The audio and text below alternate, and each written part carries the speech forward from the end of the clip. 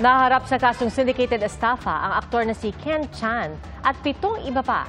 Bigo siyang maaresto ng pulisya sa ikalawang tangka para masilbihan ng warrant of arrest.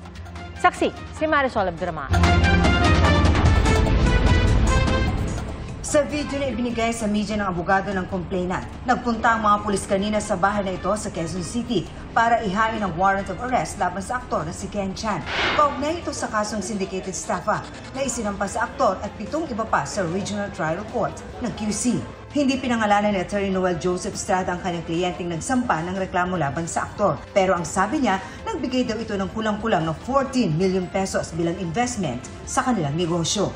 Ayon kay Attorney Estrada, si Ken Chan daw mismo ang nanggumbinsi sa biktima para mag-invest. 10% na monthly interest daw ang ipinangako ni Chan.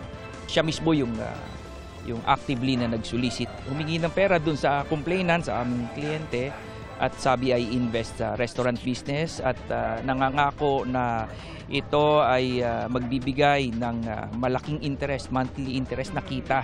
Nagsara na, nagtago na at nawala na yung negosyo kaya ako nagkaroon ng kaso. Bigo ang mga pulis na mai-serve ang arrest warrant.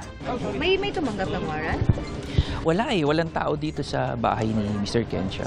Ito na raw ang pangalawang beses na paghahain sana ng warrant of arrest kay Chan. Pero wala pa rin tao sa kanilang bahay nang una itong dalhin noong September 23. Non-bailable ang kasong syndicated estafa na may kaparusahang life imprisonment. Patuloy namin sinisikap na makuha ang panig ni Chan. Simula nitong Hunyo ay nagpahinga muna si Chan sa kanyang mga showbiz commitment. Huli siyang napanood sa Abot Kamay na Pangarap bilang si Doc Lindon. Para sa GMA Integrated News, Marisol Abduraman, ang inyong saksi.